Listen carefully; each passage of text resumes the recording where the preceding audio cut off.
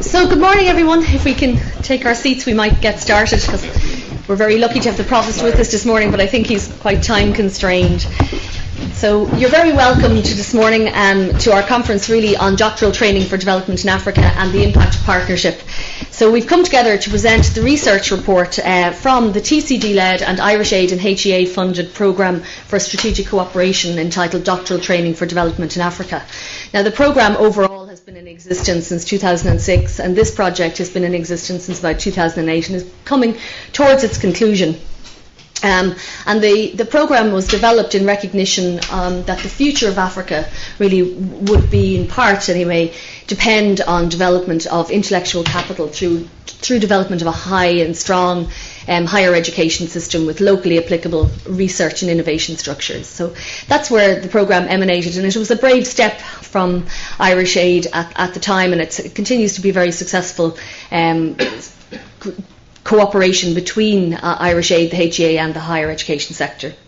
And the work represents the culmination of work really from a number of different individuals, some like Mac McLaughlin, Frank Barry, Frank Kansimi, Mike Jones, Eilish, myself of course, and our African partners have been involved with the project since its inception. And we've had the pleasure of watching the students develop. There's some 15 PhD students associated in total with the project, and we've had the pleasure of watching them develop as independent researchers, really, and we've been able to realise the value of the partnerships that we've built up with organisations such as HSRC and CoRed and ERC. And others such as Sarah Doyle and Ogena, who has contributed hugely to the report, have been associated with the project for a much shorter time but had fantastic impact.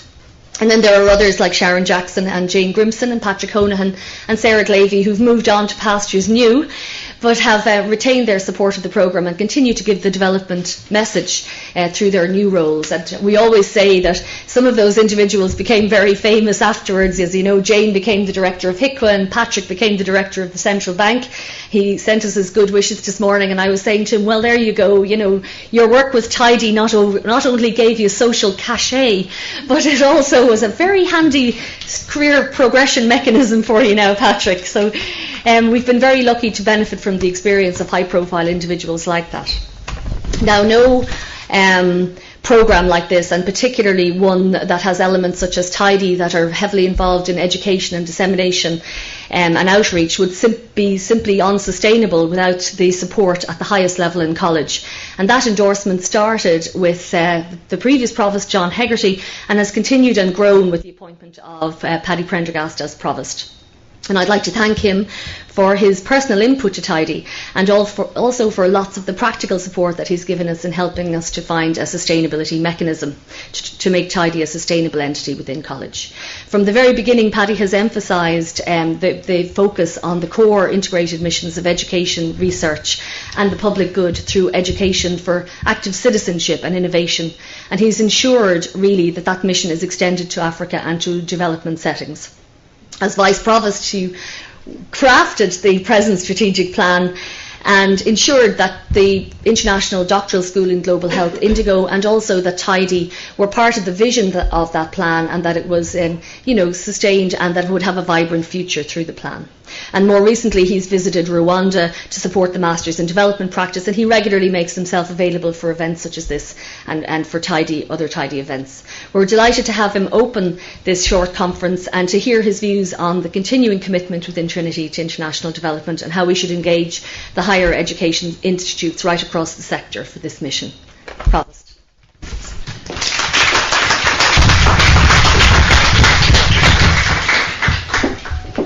Thank you, Martina.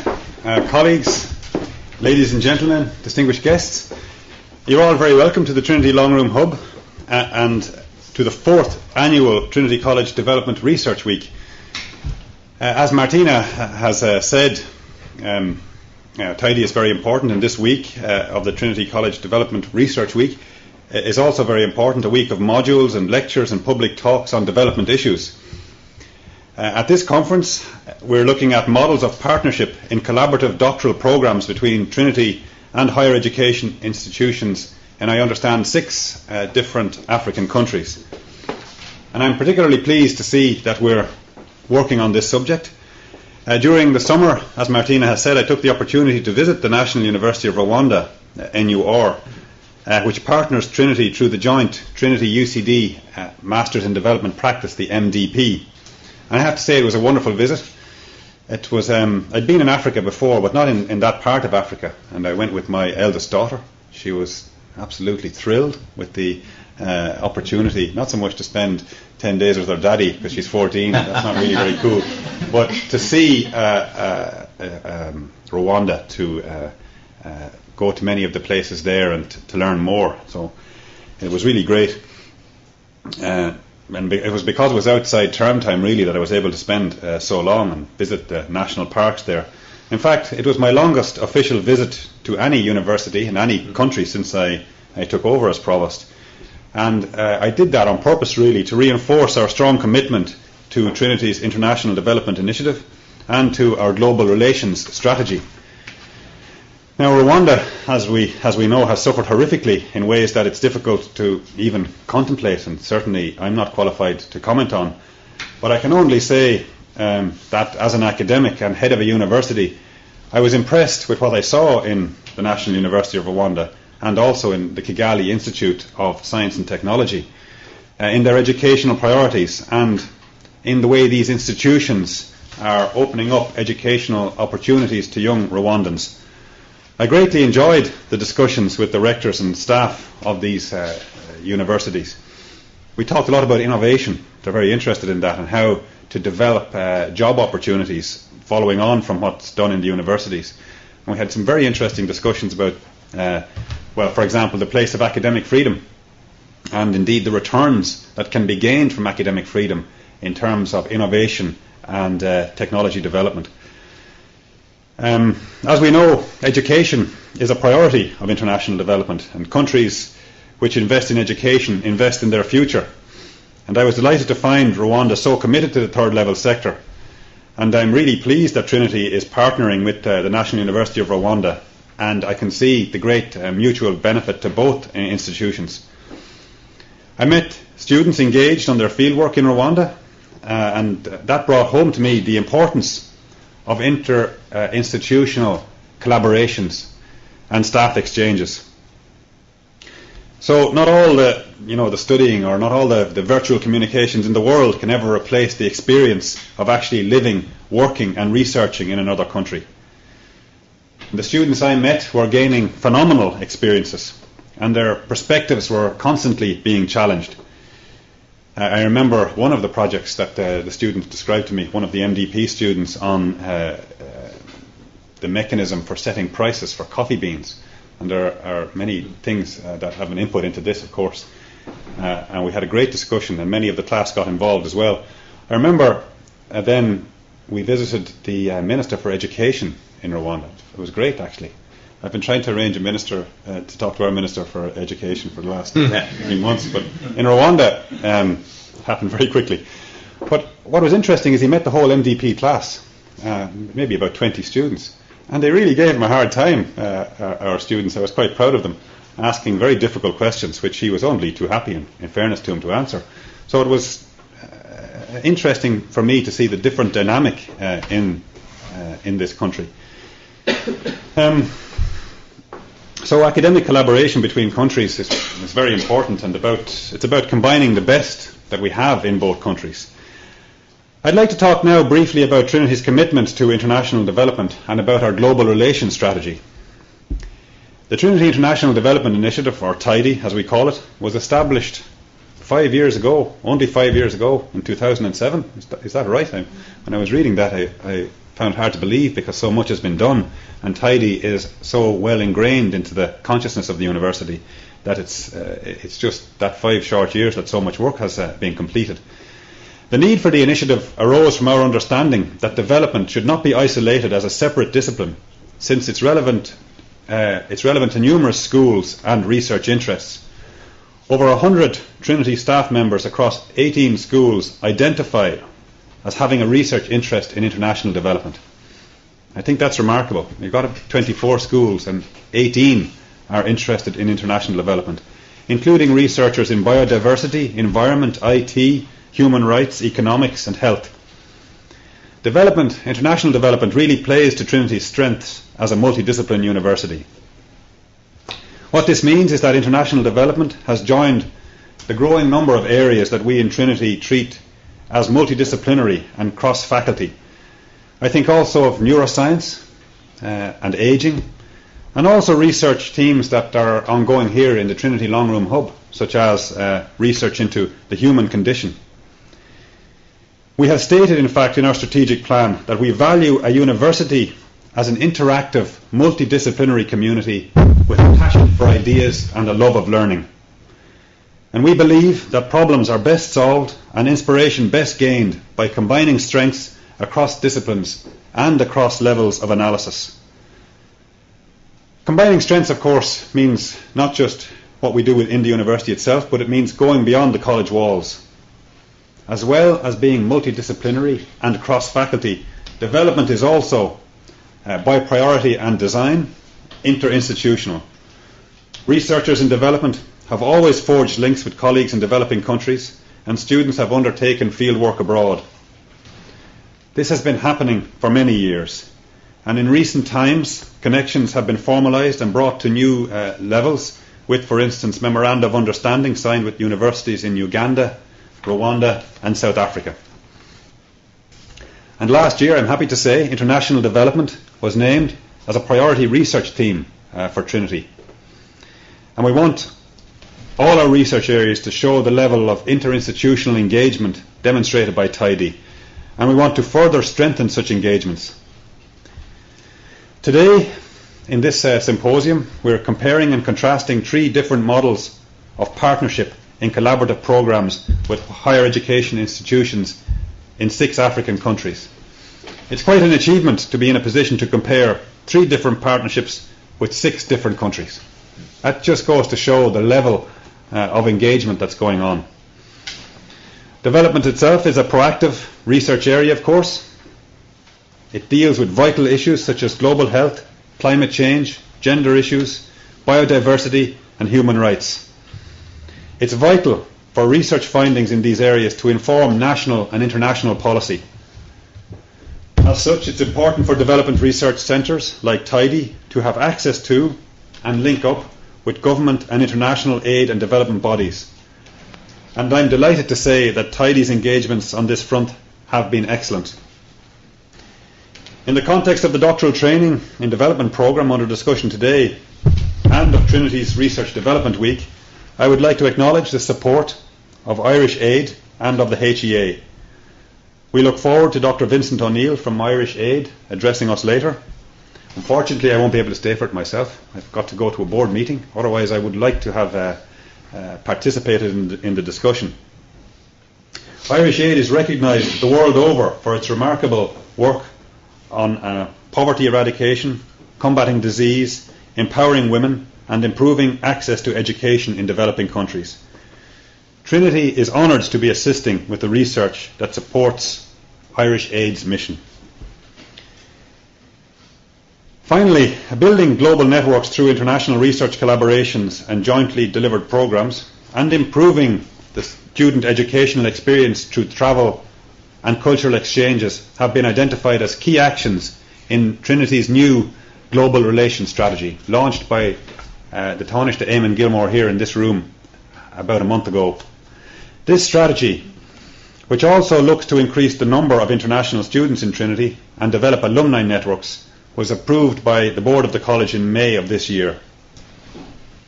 It's a new strategy, but it formalises actually a mission and a philosophy as old as the college itself. Trinity has never been about splendid isolation. It has always reached out to the wider world and delivered an education that is open, explorative, flexible, questioning, and sceptical in the best sense. So our global relations strategy represents no radical new direction. Being open to experience and to the world is a long-standing core educational principle of Trinity College. But what is new is that we are now being proactive about building global networks. And we recognise the great opportunity presented by improved travel and new revolutionary means of communication. In previous centuries, It simply wasn't possible for Trinity or any university in these islands really to offer joint programs with universities in Africa or other continents. But now that travel and communication allow us to do this, international collaborations are not any longer an optional extra. They are an imperative. And to fail to build global educational networks would be a real failing on behalf of the university, and indeed a failure to express our core values. We recognise that while we're fortunate in Trinity's international heritage, if we want to maximise potential, we have to strategise, prioritise and allocate resources. We must improve our messaging abroad and focus global interest on Trinity. We have to coordinate all activities toward the core aim of making Trinity a university of global consequence. We will do this through collaborative research, through internationalising staff and students, through establishing new jointly delivered courses, and through building on the great resource of our alumni, of which there are now some 90,000, living and working in over 130 countries around the world.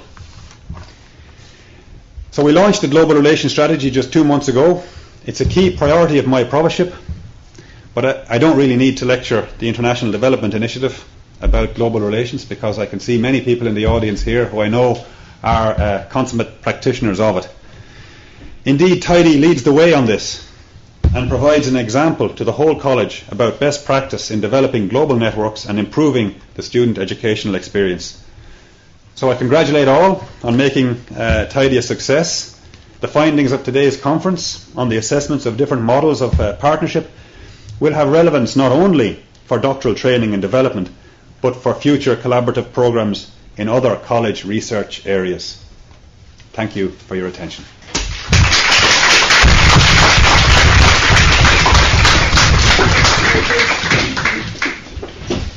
Thank you very much to the Provost, and it's a real sign of institutional commitment that our Provost will come and open many TIDI events and has always been very available to us, very accessible to international development and to the international development theme. Thank you very much for that.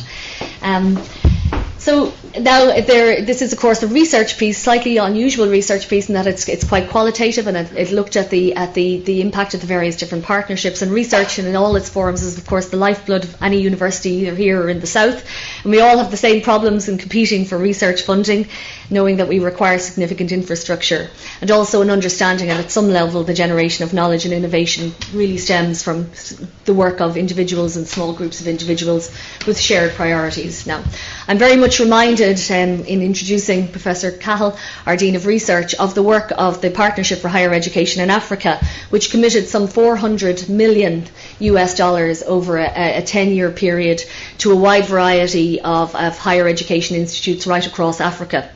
And much of the work was spent in improving the technology, in creating bandwidth consortia, bandwidth management training, academic governance, some capital spend, some lots of spend on how knowledge is generated. And at the end of the 10-year process, when the partnership closed its offices, they reflected back on what they had done, and what they felt they had really achieved was essentially the very smart support of individuals in knowledge generation and smart knowledge connectivity using the best ICT and the best technology. So it's very apt in a way that when we're thinking about how we are best connected in African institutions, that we have our Dean of Research with us, because Vinny's particular interest as a computer scientist is smart urban sensing and smart infrastructure, both topics that are very applicable to the development of sustainable societies across Africa. And Vinny is, as I say, our Dean of Research with responsibility for coordinating research, entrepreneurship, training, innovation and so on right across the college. And again, he's been a very strong supporter of development research activities right across the college, and has ensured that the college research strategy, as it relates to international integration and interdisciplinary research, has taken on board the international development dimension. And he's appointed an international development champion and supported that with a research programme officer. So I think he's a man, certainly, we've managed, he's been, again, very helpful to the TIDI cause and very helpful to the support of international development right across the college and making sure that it's embedded in the research strategy. So Professor Cahill, thanks.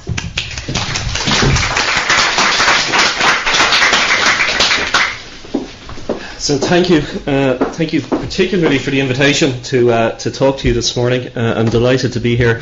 I was asked to talk a little bit about research strategy and the positioning of international development within the college's research strategy. I guess from the Provost's comments earlier, you'll already appreciate that international development is integral, I think, within our strategy, our research strategy, but also our global, if you like, strategy, addressing all of the activities of the college. When I was asked to talk about positioning of TIDI and international development in strategy, I sort of began to think about how I would frame that. And I guess that in all of our conversations around strategy for the university, there's sort of a fundamental question that we ask, and it's reflected on our website if you've looked at the research part of the college's website, and it's the question of how can a university change the world? And I think that's a fundamental question for me. We want to have an impact. The Provost used the phrase a university of global consequence earlier, and I think that has to be our mission as a university. Not to be inward looking, but to be outward looking, to deliver the results of education, of research, of innovation programs within the university into society for the benefit of society. And I think that's crucial. So how do we change the world? Well, we change the world by providing access to education. This is crucially important. International access to the highest quality education. I think that's a fundamental tenet of the university. We change the world by doing research, hopefully, but more by delivering that research into practice. People use the phrase innovation now as a third pillar of the university's mission. I don't actually like that phraseology. I think innovation is more the process that we use to translate education and research, into action in some sense. In the world, and that may be through new products and services, but it may also be through new policy initiatives or assessment of policy initiatives internationally, providing that expertise and that knowledge that's generated within the university, for benefit. And so I think that's really fundamental. And so when I started to think about international development in that context, what's absolutely clear is that what has been going on within the college in terms of its international development mission is a beacon for that kind of thinking, of bringing together education, globally accessible education, research and innovation by delivering those outputs into use in practice in Africa and in other locations. So I think TIDI has been at the forefront of that. I think it's crucial that continues. We've just gone through a process within the university of re-evaluating our research strategy and what are our core research strengths, the areas where we feel we really can make a contribution internationally. It's a very bottom-up process. It's a very democratic process that I sort of steer in some sense, but it relies, as Martina said, on individual excellence. It relies on individuals wanting to come together in areas of common interest to develop research programs collaboratively, typically in a multidisciplinary fashion, across the college. We've gone through a process of doing that, and of course, and it's not a surprise, international development emerged as a priority research theme within that process. There are 18 themes across the college that we've sort of prioritised. And the Provost alluded to some of them earlier: cancer, aging, neuroscience, culture and creativity, and I won't try and list them all. But generally speaking, these are multidisciplinary. They draw on people from all faculties in the college, from pretty much all schools in general. And that there are now, I suppose, the focal point for the college to deploy its resources, and obviously we live in a time of somewhat limited resources, to where we feel we can have the greatest impact. And I think that's very important. One of the sort of key features of that process is that we have identified so-called champions within each of those research areas, who will sort of take the lead, if you like, in coordinating research activities specifically in the various different fields, hopefully promoting new collaborations involving new colleagues in research, building internal and external networks to facilitate the research, and then framing that as a sort of a research strategy. In the case of international development, we actually have two champions, which is I guess quite actually unique, I suppose. Cliona Raleigh and Carol Newman, who are sort of sharing that role at the present time, and they've been developing a research strategy, for the area of international development that focuses on sort of three core strands. I suppose the area of health in particular, focused on the Centre for Global Health, and I suppose with a particular focus on health policy in the developing world. The area of technology, which I suppose draws together science and engineering, computer science as well. I have to throw that in, obviously. But again, with a particular focus in understanding, if you like, the issues around the water cycle, which are, increasingly important in terms of providing access to water, for human use, but also dealing with issues around water reuse and so on, and other issues that are important there obviously are around energy and energy harvesting from different sources. And then the third area, I suppose, is around social protection and justice, and particularly in the context of addressing poverty, but also looking at the impact of conflict across the developing world. And so those are now emerging as sort of priority research themes under that international development banner within the college. I guess it's important to say that, of course, that it's not that theme of international development doesn't stand alone. It links to many of the college's other research priorities. For example, the area of international integration, which is instantiated, I suppose, within the Trinity Research Institute, known as the IIIS, also has a focus on international development. It links to themes around the inclusive society, which is a separate research theme within the college, focusing, for example, on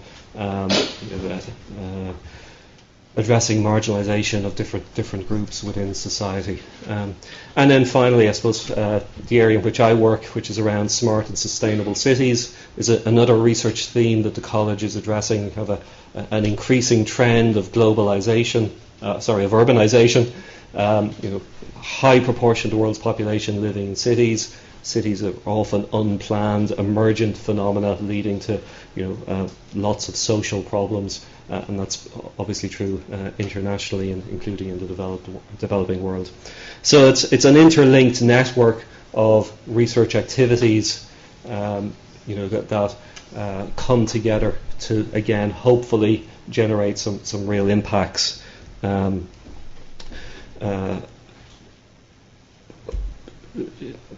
I guess based fundamentally on cross-college collaboration. But more than that, I think collaboration has to go beyond the college, as we've said. Working with partners in Ireland, North and South, working with partners internationally is fundamentally important. But also working not only with academic partners, but with NGOs, with governments, and with agencies such as Irish Aid and Higher Education Authority. It's a real partnership that's needed to address these problems and to have an impact at scale. And obviously we're grateful for the involvement of Irish Aid in particular this morning. I think the other thing I should sort of mention is, I suppose, in the current climate, it's important that these sort of research activities and the underlying supports for them are sustainable, that we can maintain a research program over an extended period of time. And that's one of the focal points for our prioritisation, I suppose, within college. That we have a framework for doing that. So international development is now a priority research theme. It's a fundraising priority for the college, and we've been able to deploy a certain level of support to underpin that activity within the college and to make TIDI sustainable, for a reasonable period of time. For example, by deploying a research program officer, within TIDI who can help to coordinate activities within the program, and that's a sort of a shared resource provided by the college and the schools that are supporting TIDI. It provides the basis, I hope, for future sustainability and development of the program. So again, I'll stop there. Again, thank you for the opportunity to talk this morning, and Martina. Thank you. Just before we move on, I'll say one thing about that, in that what we've discovered, obviously, and TIDI's become better at it, but still partnerships take some time to develop, and as you rightly point out, it's taken quite a long time to, I suppose, build up a good foundation here within the college of academics who input the process. Although there's always been pockets of real excellence in this area, such as those in the Centre for Global Health, that have always had a lot of linkage. But I suppose one of the areas we've had less linkage and are happy to move into trying to create further linkages is with the NGOs and with people actually outside Dublin. So Trinity's reach isn't in fact as far outside Dublin as we might like, and we're very glad that Irish Aid have taken a decision along with the college and along with the DSA, the Development Studies Association of Ireland, for us to have a form of collaboration whereby the two organisations can sort of complement each other's activities both within and without Dublin, and actually have a greater reach to other non-governmental and voluntary organisations. So with that, I think I'll move on to the next piece of the proceedings. So what we're going to do, our intention is really to start by providing you with some context and a perspective, if you like, from the front, from Dr. Brian Van Wyck from the University of Western Cape, who will give us his perspective on the higher education sector in Africa and its aspirations. So that's a view from the front, and we're hoping then that will be followed by Dr. Vincent O'Neill from Irish Aid, who will give us Irish Aid's perspective on research capacity building for research, which we're very interested to see, because I think there's been quite a shift, and Irish Aid is certainly working its way towards the production of its research strategy, and we would hope that capacity building in the higher education sector will form part of that. Then we will hopefully have a quick cup of tea and cup of coffee before we return to our keynote speaker, Professor Tom Quinn from Johns Hopkins, who's one of the directors of the consortium of US universities for global health. And then we'll move on to the presentation of the research findings by Ogena from the Centre for Global Health, and she'll present her research report. And then we'll have a panel discussion chaired by Professor Quinn. Sarah tells me that before we move on, I have to remind you that you're being podcasted, so be careful what you're saying there quietly down the back. And there are images as well, so when you get to the coffee break, if you want to run and brush the hair, it'll be all right at that stage. So that was just for the ladies, I think. Oh, yeah, right. So our next speaker, Professor Brian Van Wyck from the University of Western Cape, works there in the Department of Public Health. He's been a researcher for a great many years in the social aspects of HIV and AIDS, and has worked both with the HSRC and also with the MRC in London, and he has completed postdoctoral fellowships in Colombia. And has a long history. I think one of his most important contributions to this process is his expertise in qualitative research and in understanding how to value the impact of qualitative research and how to make it generalisable, and has been a great support, I think, to Ogena and to others in the Centre for Global Health in producing the report and its recommendations. So he has we value his expertise in terms of qualitative research and in terms of his long experience of health services management and health resources for human resources for health. So Brian, if you'll come up, and there you are. Thank you very much.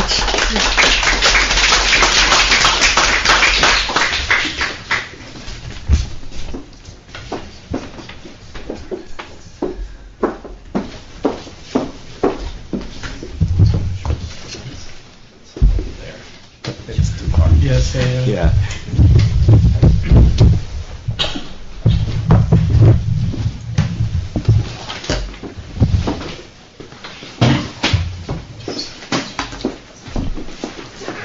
Good morning, ladies and gentlemen. First of all, thank you for TIDI for the invitation to be part of this meeting this morning. And I have to admit, getting the brief talking about higher education in Africa is obviously quite a daunting task. Not least so because Africa is so big and because of the ranges. This morning I've decided to focus on doctoral education in Africa and really speaking some lessons from my institution, University of the Western Cape, and particularly the School of Public Health, where we have currently we have about 40 PhD students, and our Masters in Public Health contingency is sitting around 160. So we have quite, and that doing providing support to that great cohort with the 11 tenured positions. So obviously we are quite stretched in providing supervision and education for that. So I thought it's quite interesting to share with you this morning about our challenges and our lessons, but also I think what was also very exciting about this invite is being part of what TIDI is doing and being part of the exciting release of that report. And it's interesting that we as educators, we do a lot of teaching and we expect a lot of learning from our students. However, we ourselves often neglect to learn from our teaching practice. And so I just want to commend you for engaging in that process, and it's something which we in Africa definitely feel we need to do a lot more. In thinking about doctoral education in Africa specifically, the main thought that stuck with me was that doctoral training actually starts at master's degree. And I'll come back to that statement quite often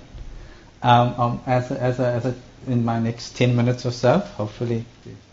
And I've got a couple of key points that I will speak to shortly, and I welcome a lot of engagement with colleagues throughout the day, and also later on, and if there's opportunities for questions, I welcome that as well. So firstly, increasingly younger students enroll for PhD. I'll talk about what younger really means. There's quite huge differences in the quality of master's degrees in South Africa, but also many African countries. When I speak about South African experience, maybe I should just say that a lot of students from other African countries do enroll in our institution, so I could really talk about an African experience. There's delays in the normal delays in getting proposals approved, inexperience, in research methodology, problems seeing the results, financial pressures, then of course writing it up. And my colleagues just quickly pointed out to me that we South Africans write course like that. Obviously, because we come from the third world country, we're still developing. So our English is not that great. So my apologies for our linguists in the midst. So yeah, but that's how we like it, because we feel it's the other way. It's totally, it just felt wrong to us, and it still does. Okay, so this notion of PhD candidates becoming young is not necessarily an age. What we find is, but it's also potential candidates embark on the process of PhD with very little research years in research experience. So what we find is, whereas in Africa, and this is partly because of we having increasingly so much success at master's level, students are quite enthused. They've done well with their master's program, and now the obvious next step is they immediately want to enroll in PhD. And this is now irrespective of what age they are at. So whether they have just finished their master's following from a bachelor's degree, or there has been some years of clinical or practitioner experiences that cause them to come back to university. But once they're back into the education system, they're quite eager to continue. So often the pressure is to curb the enthusiasm. Also, the university has been more relaxed about allowing students in because of pressure from our higher education institutions to increase our postgraduate enrollments and throughputs.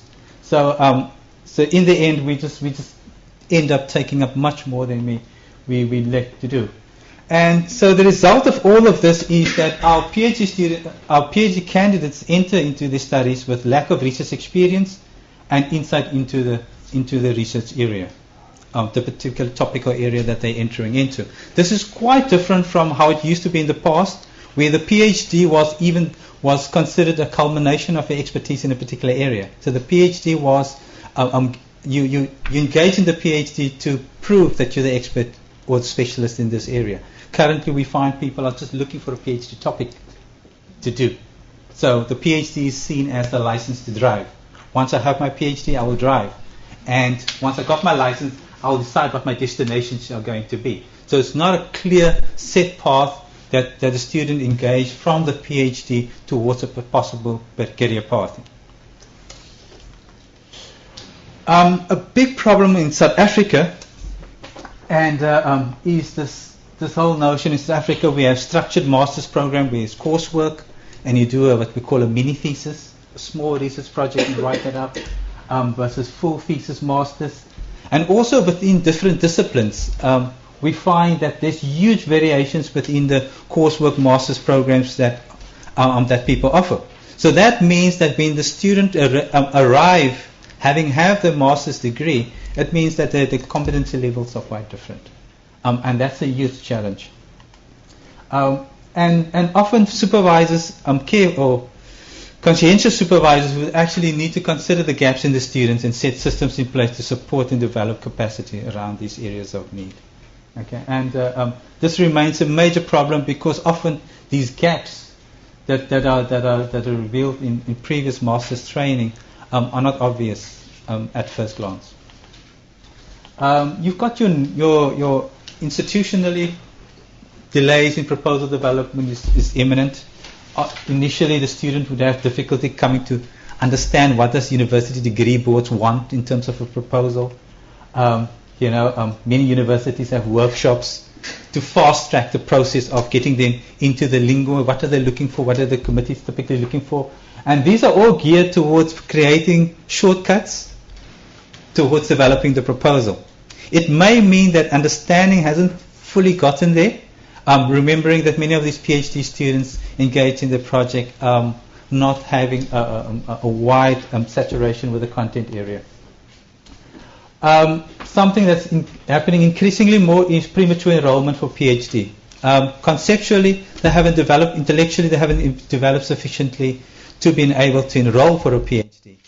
And this is a tough one because it's not obvious upon enrollment. I mean, when you select students, it's often not very clear. And so, yes, it puts a strict, quite a precondition on how do you select candidates prior to acceptance. And in Africa, perhaps we should look at bringing back the notion of pre-docs before people officially enroll on a PhD program. Perhaps they should have a pre-doctoral program to ensure that they are ready for PhD studies. And then we have our usual problems: inexperience in research methodology, lack of standing of methodological rigor, and all of these are born out of inadequate training at master's level. The master's level is supposed to be an internship that get people oriented into research, their first baby steps into research. Unfortunately, that doesn't happen. In our school, what we started doing is getting our PhD students engaged in broader research projects, and in that way, you don't have a silo focus of the PhD student on a particular topic in a specific area, but rather giving them much broader experience. Obviously, university-wide, there are research workshops. SANPAD is a South African Netherlands partnership to develop doctoral training. They have a range of workshops to improve methodological rigor. Excuse me. In our candidates, and that has been useful. and increasingly more institutions are recognizing that the training that PhD students receive from the institutions are not sufficient, and often there needs to be additionals to add to that. There's often an emphasis on research education rather than training, and again, talking about perhaps one should look back, considering our PhD students as interns, research interns, rather than just PhD candidates that are supposed to deliver a product, and the strict criteria is they must deliver that product within 3 years. Okay. Supervision capacity is a huge problem in Africa. In our institution as well. As I said before, for instance, in our school we have 11 tenured positions, of which 4 are at professorial level and 2 at senior lecturer level. So that means there are, in fact, 6 staff faculty members who are able to supervise PhDs. And so that's a challenge. So how do we do it with 40? Well, we have to beg and borrow from outside people, setting up extraordinary professorships, honorary professors, associate professors, harnessing capacities from elsewhere to bolster the supervision capacity, but also understanding it's not just about delivering an output, but also being part of a mentoring and development process for the supervisors themselves. Okay. From the student side, I mentioned the students often coming 5 minutes. Okay, good. We're coming from students entering the PhD, often just looking for a topic. So that means that they didn't have any prior engagement in the conceptual area that their research is engaging in, and this often becomes quite problematic later on in the research. Once data collection is done, they're busy with data analysis, they're not able to see the results, and when they don't see it, obviously it creates a whole lot of problems. The university has got workshops, various interests, trying to get students to read. African students don't like to read, engaging in theory, in research, and in lots of PhD forums, to present initial results. And then problems in methods. The lack of methodological training initially means that often there were shortcuts taken in terms of methodological rigor, and in analysis all this shows up. What does it mean for the student? Often the student gets discouraged. If there's any PhD students around here, normally after your data collection, that high-up data collection, you hit your down the valley experience. We're totally depressed. You think this data is absolutely rubbish. It's not worth, all the effort that you put into and that type of thing. And so you hit a natural depressive stage at that time. It's worse if you look at your analysis and it seems that there were certain steps in rigor that you kind of missed out on. And this is a huge motivation problem that students often sit. So we often have students getting stuck after data has been collected. They're now supposed to move to analysis. They're supposed to have this new findings, this new contribution that they give to the field, and somehow the data doesn't seem to be.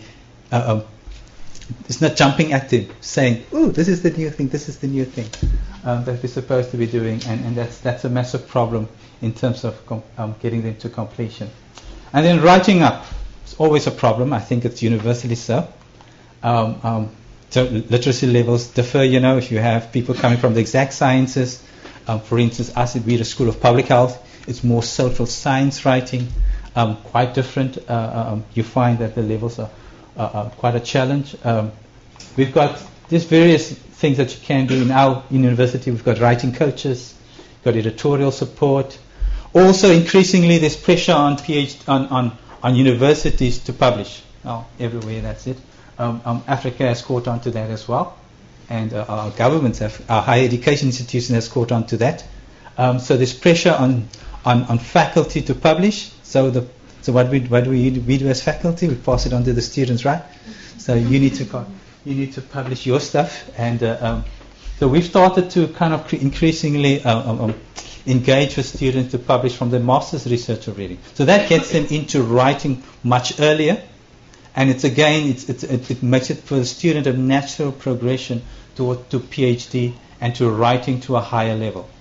Okay, so the issue here is not to go for the Lancets or Nature or those top factor journals, but it's simply the process of getting them to write, which would obviously help them in their PhD. And talking Africa here, people write in their second, third, fourth language. English is my third language. So we've got, that's why we still got the of course, wrong, and so on. So our students are worse off. And I think I should always say that, because maybe there's some funders here. Funding to support writing of thesis. Yeah.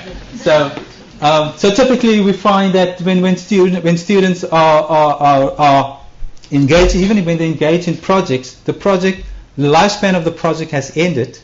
Now they have to engage in writing. Writing always takes longer than you envisaged, and then funding to support that period of writing becomes problematic. So the funding has stopped. All the conference attenders and all the excitement has waned off, and it's just a student left with the writing. Some students have families, obviously have other commitments that they need to attend to, and then also the lure of employment. Jumping into the next job becomes happens more often than we would like to admit, and it's very sad for us. But simply they're responding to a financial need, and that's an interesting problem. Thank you.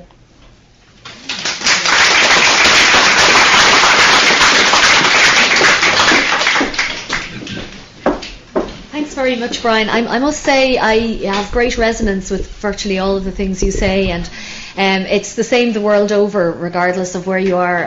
The same problems occur, and I can tell you one thing: Irish students do not like reading either. So you're not alone in that one. And I wonder, you've drawn some important points. One of the things there about taking time to develop your hypothesis properly is a very critical issue, and I feel myself that Indigo addressed that very well in having quite a lot of build-up time before students actually started to collect their field work. And I also think you addressed another important issue, and that's the need for a very close relationship between the student and the supervisor. And I think as part of this programme we could see how well that emerged, for example, in the bilateral model, where there was really just a really close relationship between two supervisors and the student, and it made for a great shared priority.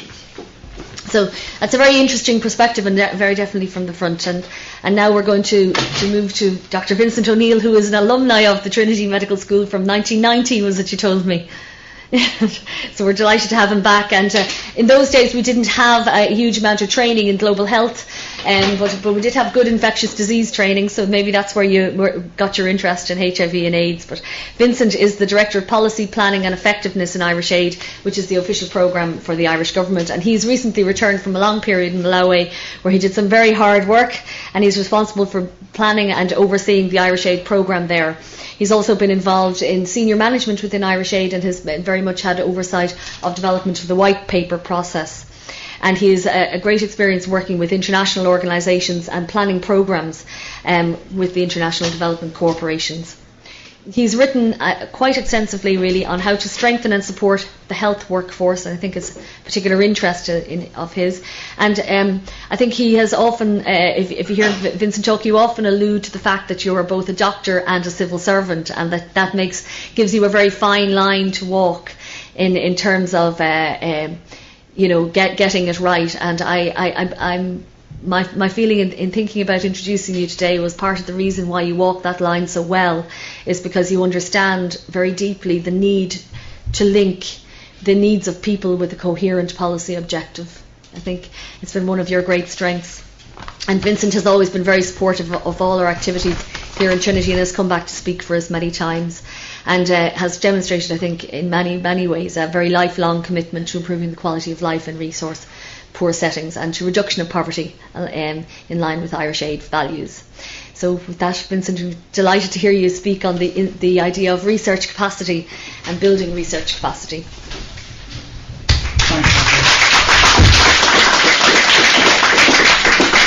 Thank you for your very generous introduction, and it's lovely to be here. I wanted to say to Brian, first of all, that I hope the real reason you're here is the rugby match against South Africa on Saturday and not the TIDI Research Week. But anyway, we might see you at it. Wonderful to be back in Trinity. I'm very proud to be a past student of Trinity. And just as the Provost was speaking earlier on and as Vinny was speaking, just to see the very deeply ingrained commitment in the college and the progression of that commitment to international development, it's wonderful. I'm speaking today both in my capacity as Director of Policy in Irish Aid, but also, Martina was talking about the fine line between a civil servant and a physician, but it's also the fine line between having a commitment to research and effective programming, and that's a kind of an interesting line to straddle. I've worked for 2 years. I lived in Sierra Leone as a teacher. I've worked in 2 years in Uganda as a physician, and interestingly, just a few miles away from where Tom's program is, and we might talk about that later. And I've just come back from 4 years in Malawi as director of the government's program there.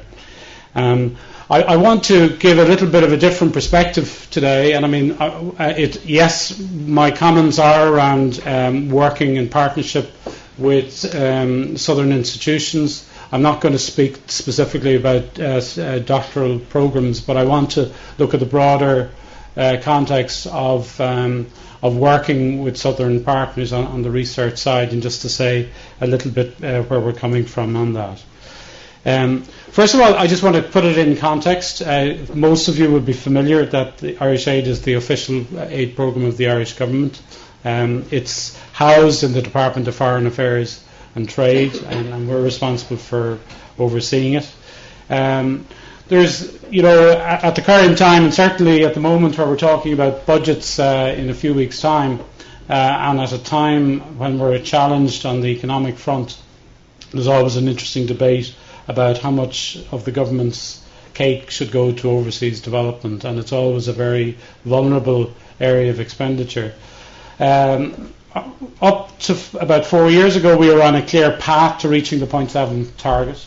That changed a little bit with the economic downturn, but we haven't managed to maintain our expenditure at around 0.5% of GNI.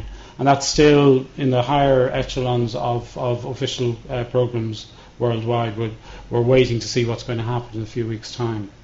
I think our direction is influenced by a white paper which includes Irish aid policy, which was published in 2006.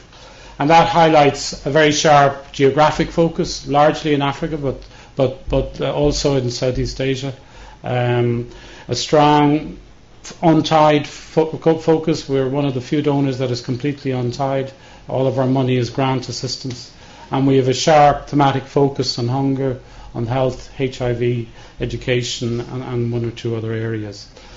The white paper in 2006 indicated a commitment to deepen engagement with Irish institutions and groups, and what we're seeing today is part of a product of that. And also, we have a strong commitment to quality, and we pride ourselves that we are among the top donors in OECD rankings in terms of aid quality, and we want to stay there. Martina mentioned the fact that we were undertaking a review of the white paper in this year, and that's been my responsibility, primary responsibility this year. Why are we doing it?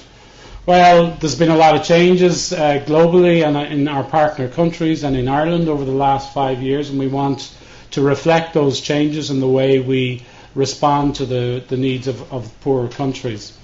And, big global issues like food security, energy, population, climate, water are big issues out there. Disease, of course. A lot of changes in our partner countries. Some of them graduating to middle income status. Some of them staying, post-conflict situations with very high rates of poverty. A lot of poverty has moved to middle-income countries, and how need we respond to that?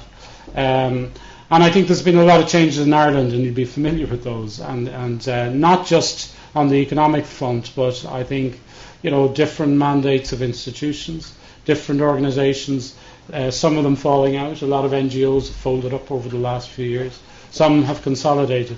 So we're trying to reflect those in the way in which we shape our future policy in terms of our aid programme. There's been a really interesting consultation this year, and it's been a very good national conversation. And we've had over 165 written submissions about giving suggestions about where Ireland's programme needs to go. We've had meetings with over 1,000 groups, individuals. We've had 4 national meetings around the country, spearheaded by our minister. So it's been quite a strong consultation. We've also had consultation with our international partners and our partners in our programme countries. And I think what's the result of that is that basically we have distilled the outputs of those conversations. We've also linked them with the findings of external and internal evaluations and lesson learning that we've actually had. And we've actually finalised a draft, which has now gone up to the political sphere, which we're hoping will be approved and launched probably in early of 2013. What are the issues that came up from those consultations? Unfortunately, I'm not at liberty to say what might be in it, but it's that could be substantially changed. But what were the interesting things that came out of the review process? That there remains a strong public support in Ireland. The MRBI polls still show that 83% of Irish people support the official government's overseas aid effort. Now, when you tease that or unpack that a little bit, people are concerned, obviously, about levels of expenditure that could have been directed towards hospitals and education facilities in Ireland. But the key message, there's still strong support. And there's also a broadening of that support away from just a narrow group of NGOs or mothers of nuns or missionaries that have gone overseas. We've seen a much deeper interest in the private sector, in universities, trade unions, different government departments. So there's a broadening of interest across Irish society, which I think is actually very positive. I think, secondly, that there is an endorsement of many aspects of our approach to date. People are saying, look, you do some things good, stick at it, don't change for the sake of change, but try and see how you can tweak other aspects of the programme. Clearly the need to respond to existing and emerging threats, climate change, human rights infringements, equity, the new patterns of poverty. In a time where money is scarcer and there is a culture for actually, performance culture, we need to apply this to our aid programme as well. So if you're cutting back, if you're doing new things in a resource neutral situation, you have to cut back on other things. So, difficult decisions to be made there. And a very strong focus on results and accountability. The last ones here I think are important because I think Vinny had mentioned in TCD that the importance of innovation and linking that to research. I think one of the lessons we've learned is how the role of aid is changing and how we need to recognise that in the way we plan our programmes. And so it is a smaller part of expenditure in many of our partner countries where government revenue is very often increasing, private sector investment is increasing, there's more investment from the emergent economies. So aid is coming from 40-50% of the national cake. In some situations it's down to 4 and 5%. And in that context, what is the best way to use it? And one of the ways in which the added value of aid is in innovation and in knowledge and in actually capturing what works in other environments to see how it can lever further investments in the country itself. Okay, that's just by way of context, just to say a little bit about our own, where we're coming from research and development. And, a very, very strong message. Our core business is a knowledge business.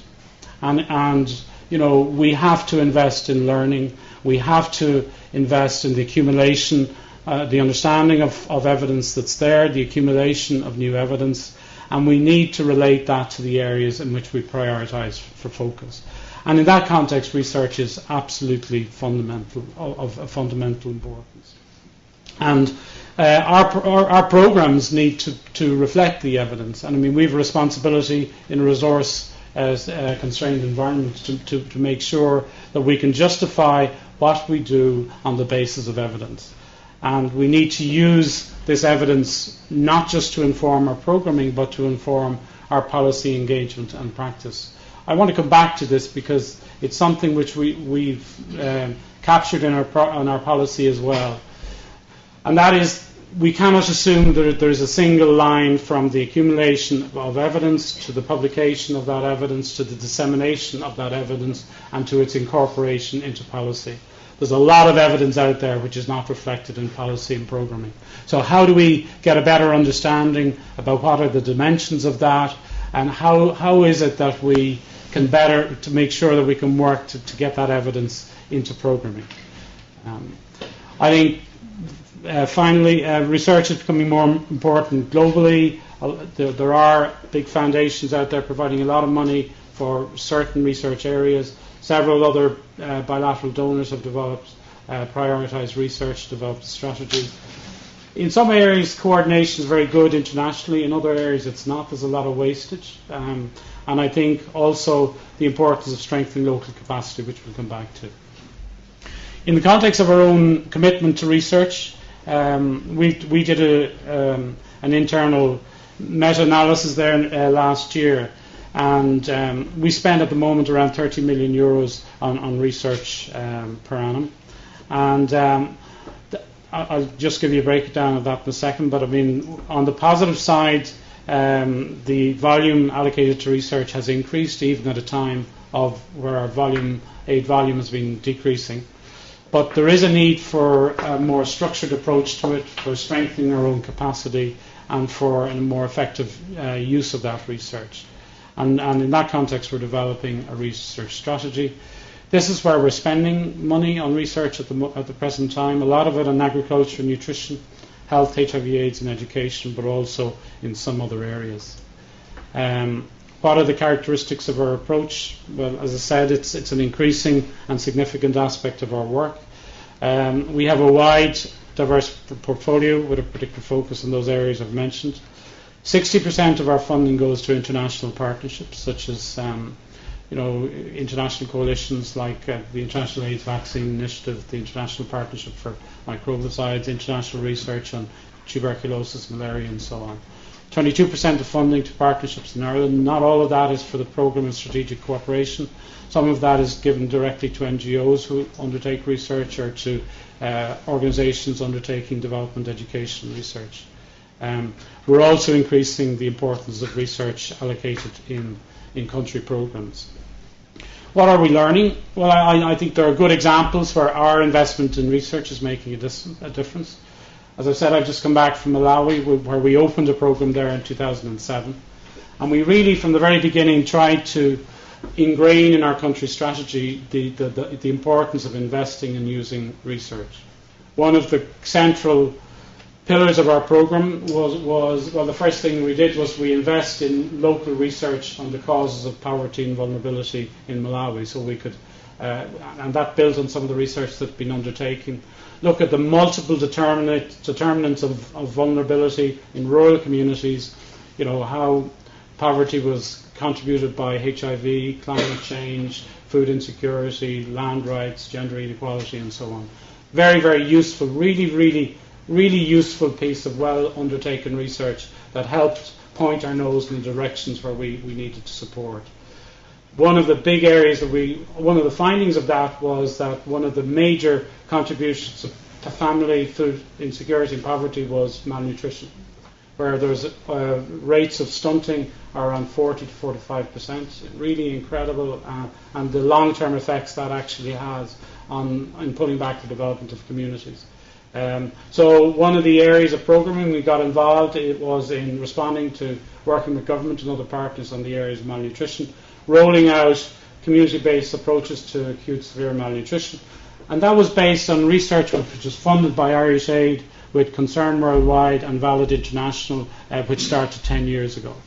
really interesting work which is now in the mainstream of international development practice around how best to tackle acute severe malnutrition at community level in ways that is much, much cheaper and much, much more appropriate than bringing children to health facilities, which in many cases don't exist. So again, that's another way in which our research investment is actually paying dividends and influencing programming. And in Malawi also we were involved in supporting international research centres in undertaking research on using diversification of diets, and particularly fortifying some foodstuffs, biofortification with vitamin A in situations where there are very high rates of micronutrient deficiencies. So we are using it. I think our challenges in relation was what's the institutional driver of that research, and now we in our policy side are actually own the research agenda across Irish Aid. While the diversity of partnerships is an asset, perhaps we are doing too many things in a small way with too many partners. How we take the learning and share it with ourselves, and also share it with colleagues and institutions in Ireland, and what capacity do we actually need to actually have a credible commitment to research, and as to how you link that to programming. I just want to mention PSC. It's one of the programs that I've been involved in since 2007, and I think TIDI is one of the beneficiaries of that. I think it's been an excellent program in deepening partnerships in Ireland, but where we want to go to that is we want to continue that, but move more in a direction. The vision for the program's strategic cooperation is to, in the next phase, is to have a stronger focus which reflects the needs of southern institutions. That's not to say we neglect the engagement with Irish institutions, but how we can move in that direction. I think where we are at the moment in the programme of strategic cooperation is in a transition phase. We're moving from an early phase which focused on engaging Irish institutions and helping to networking within and across institutions. And there's been 7 grants approved for that over the last years. A lot of interest across Irish society or Irish institutions, and 1 or 2 modifications made to the original schema. We, as Martina mentioned, we also are just announcing a cooperation with the Development Studies Association of Ireland. And again, the purpose behind that is to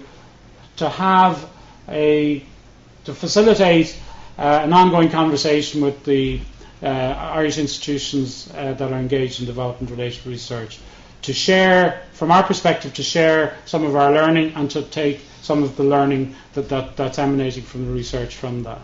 And I think we see huge benefits, and it's something that the Minister has announced just 2 weeks ago. I'm getting the signal there just to move on, but just very, very quickly, what I want to say a little bit more is our own research strategy. The goal of the strategy, we're hoping that's going to be presented to our senior management group before Christmas, is to link it to the overall goal of Irish Aid in terms of poverty and vulnerability, with 3 clear objectives. 1, relating to building evidence. Secondly, strengthening communication for policy uptake. And the third, Bill, again, very much related to what we're talking about today, strengthening capacity at local level. In terms of building evidence and priorities, we want to deepen an institutional appreciation across the Department of Foreign Affairs. So we're not preaching to anybody, we're preaching to ourselves about the value of investing and learning from research. I think we will want to prioritise funding and rationalise to some extent around a few policy areas I've mentioned there. I think also, rather than coming in with a prescriptive formula, we want also to leave, to recognise that a lot of research needs are context specific, and that we don't come in and say these are all our priorities, but that we actually say our priority is actually to identify what the research gaps in local situations where we work as well.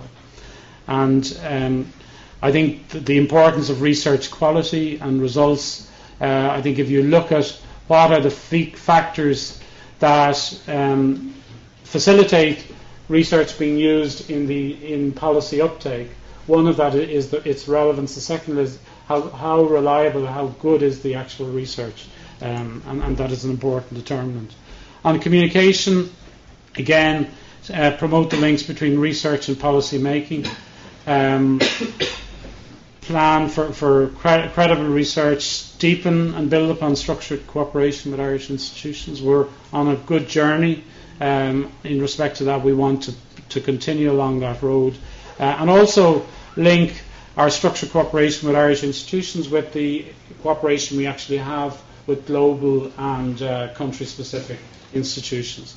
And I think look at ways of strengthening cross-institutional engagement.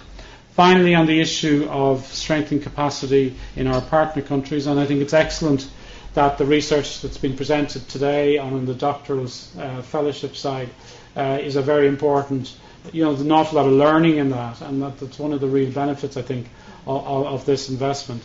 And I think we will be first to say, this is a difficult area, and we don't have the solutions to it, and we want to learn over the next few years how to do this better.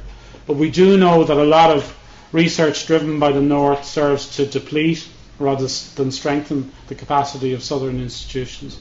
We don't want to fall into that trap, but over the next few years we want to see how our different instruments, including the Programme of Strategic Cooperation, can actually promote a more southern-led agenda, and how can we work with institutions, international institutions, that can serve as part of the results that we agree with those institutions, that there are outputs around strengthening southern institutes as well. And as we speak today, I think there is the National University of Ireland in Maynooth is in Malawi.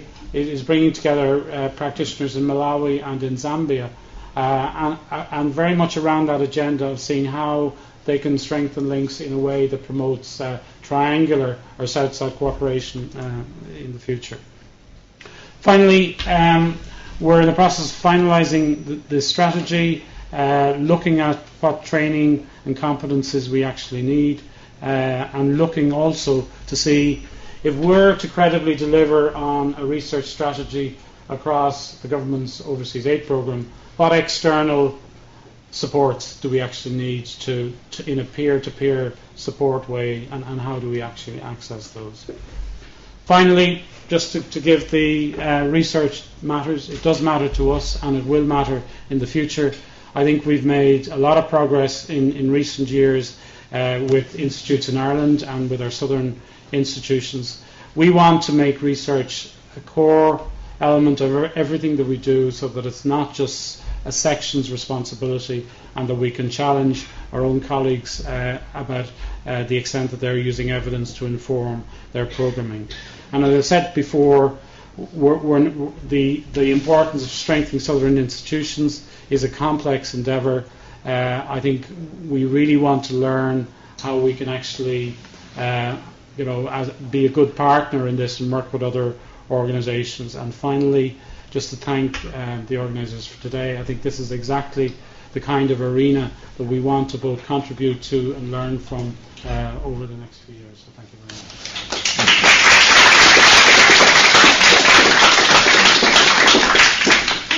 Thanks, Vincent. I mean, that was really instructive, I must say, and I know we had thought we wouldn't, but I think it's such an important area that we might manage to take a question or two. I myself have been very struck between the round 2 and between round 3, how the refinement of the performance indicators and how impact is measured that has come from Irish Aid has been really, I would say, very instructive. I mean, at this stage, even within the round 3 projects, the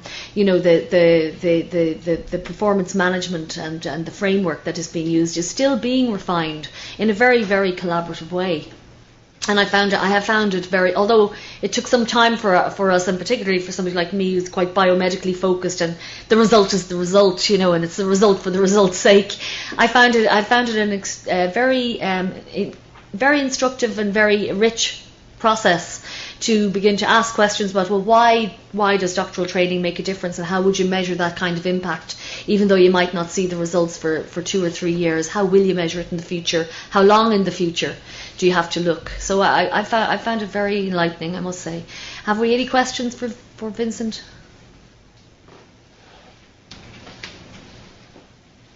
No. Yes, Mike. Yeah, thank you for your talk.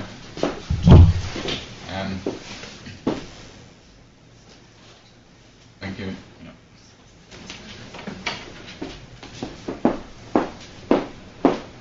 I'm not sure it's working, but anyway, it's grand. So you were talking there about sort of evolution of the Irish Aid programme so that it's more focused on prioritising southern priorities in terms of those institutions.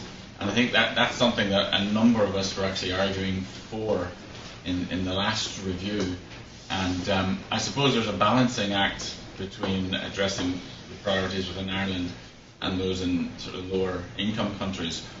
But to what extent do you feel that that's going to be a major focus in future? In other words, Irish institutions will have to align themselves with the priorities of low income countries.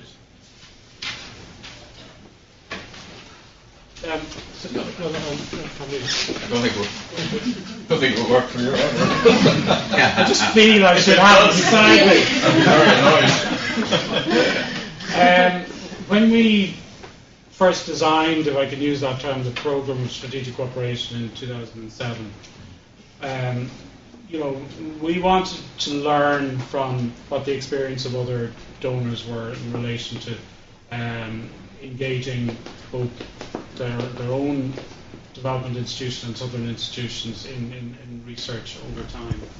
One of the big lessons learned from that was that you needed to have a fairly clear framework to guide the evolution of the programme over time.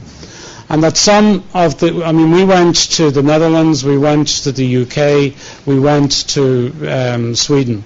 And we basically learned what happened there.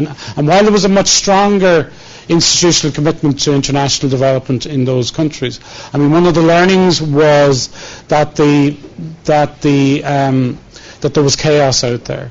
That a lot of the institutions were bringing the agendas in whatever direction they thought they wanted to go, and that reflected very often the individual interest of the practitioners involved, rather than the actual needs or the policy focus of the national aid programme. So, number one, we wanted to design a programme that incentivised institutes to work together and also to work across institutes around the priorities that had been agreed by the national aid programme. That was number one. And very much linked to that was the need to try and incentivise a programme that linked in with our objectives of building capacity in our partner countries in more general terms. And part of that would be to strengthen capacity on the research side and with institutions in that context. So that was the vision at the time, and I think that vision is still reflected in the way the transition programme has been designed, and it will be reflected in the further iteration of the next of phase 2. But I don't want to in any way de-emphasise the importance of engaging Irish institutions in that, but rather what I'm saying is that over the next few years we'd really like to have a conversation with you around how our support or how the guidance for the second phase of that can actually help move in that direction, and it would be really interesting to hear voices from southern institutions in that as well. So and we don't want to rush to sort of set up that scheme at this stage, but that's why these conversations are actually very, very useful. Can I just come back to what you said, Martina, about the results issue? If you look at a lot of the thinking on international development at the moment, it is very much results focused, but there's good and bad to that. And what we're trying to do, our own Department of Expenditure Reform is pushing very much a performance type culture, and they want to see what they're getting back, for their investment in Irish taxpayers' money and so on. So there's a very strong results culture being pushed out there. We've applied it to several instruments, and the Programme of Strategic Cooperation is one of them. And we had a very long conversation with our Irish NGOs over the last year in putting a results-based management scheme in place for them. A lot of them found it difficult, but it was actually an interesting journey to go.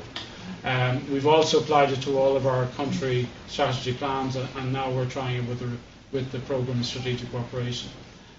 Again, we're coming at this with a learning flag at our back, and we know that you can go to extremes trying to factor in results that are never going to happen, but we would really appreciate as well in time whether the scheme as it's designed at the moment is actually serving to help or hinder your own advancement of your own research program.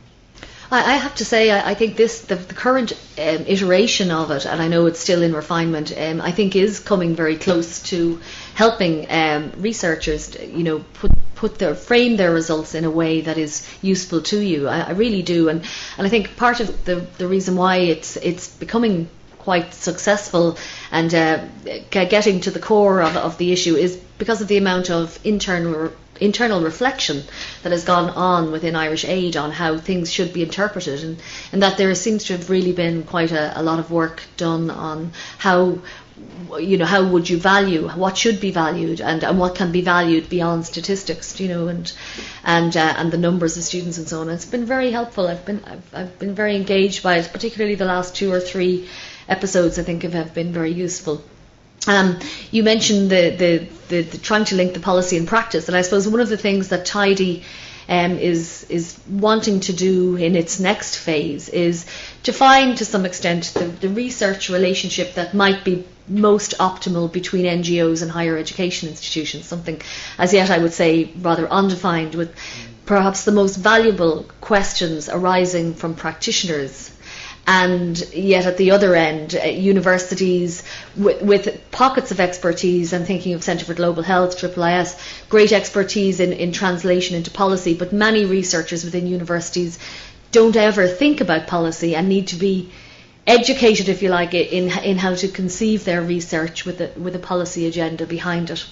And I wonder, would you have any advice for us in further developing the relationship between the HEIs and the NGOs? I think, yes, it needs to happen. I think nobody has the full solution about how to link research into policy. There's some very interesting work has been undertaken by ODI on that. And I think so I think it would be actually very good to have that dialogue. When I was in Malawi, I chaired the donor group on agriculture, and this is not aside, it's related to the topic. And it really, one experience there really sharpened my own mind about how you actually influence policy.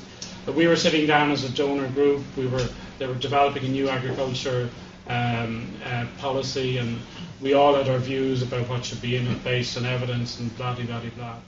And I went into the permanent secretary to discuss this with him, and while I was there, he got a phone call from the president, who basically, food is a very important issue in the Malawi context because it's a chronically food insecure country, and and I was really instructive listening, because the president was there and he was telling the permanent secretary what he wanted to be done about the food subsidy program in Malawi, and here were we as donors coming in with a sort of a rational approach, understanding, what we thought needed to be done. And so there needs to be some appreciation of the political economy factors around policy making. And very often, it's not a question of bringing the best evidence that's out there and having that fully represented in national policies and programs. But it is a question of seeing how do you understand the key people that actually are involved in shaping policy. What are the arenas that you meet them at, and what are the ways in which you can present to them that this is going to be a good thing for you to actually have this policy approach reflected in your. So all of these issues, I think, NGOs will have some experience of them. I think there's a lot of learning on their side as well.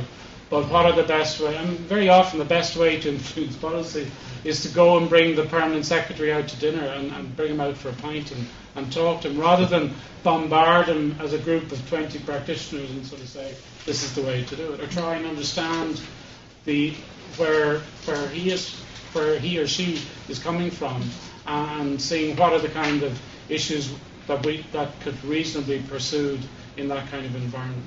But it's a complex area, but there's a lot of learning for all of us. Absolutely, and I think part of that process has been the broadening out of research perspectives. So, for example, you described Malawi, and again in this iteration of round 3, being able to look at things like malnutrition, but look at things that increase the risk, trying to measure the risk that malnutrition delivers in terms of holding a community back.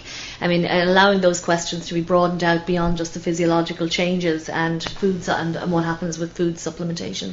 There's a question there? Thank you. Very fascinating. It's a very good question. You, earlier in the lecture, mentioned there is scarcity of cash. Did you mean at the level of the government, or the money per se? And what is the immediate strategy that your two institutions have to overcome that problem? Just Can I just clarify? Are you referring to the scarcity within Ireland of? You said there is a scarcity of cash. Yeah. Currently, which means is it at the level of the government body, or the money per se, capital per se? And what strategy in that term your institution has to overcome that particular problem? Immediate problem. Ultimately, this is all reflects from the money, right? That's what the institutions are all about. Ultimately, that's what they do. So, what is the immediate strategy in your institution to do that, to overcome that problem? No, I mean, I think your question is very well posed and probably a little bit more complex to respond to. But, I mean, one of the determinants that has been agreed in Paris, Accra and Busan in terms of quality international development assistance is that aid will be predictable and that it is also of high quality. And one of the, in order for aid to be predictable, you need a level of agreement across governments, and you also need some kind of vision about the allocation of resources across government. And we, like other countries, have agreed in principle to the 0.7 target, but there are really difficult political choices to be made in Ireland, given the economic situation that we actually have. And the cake is only a certain size, and it's actually getting smaller in terms of where and how those allocations are made. So, I think it's been a remarkable achievement that we have or that the government has managed to maintain expenditure at the current level at a time of economic austerity. But there's a lot of constituencies out there, and it might be indeed counterproductive to those interested in international development if we were pushed too strongly for increases in overseas aid at this time. And I think we have to be realistic about this.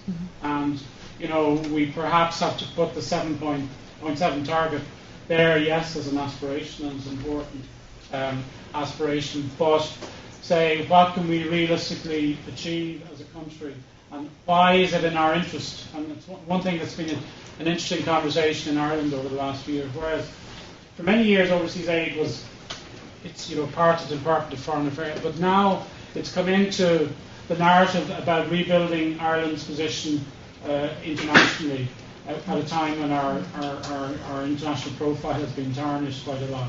Because we have a good reputation as we've managed to keep expenditure at a certain level.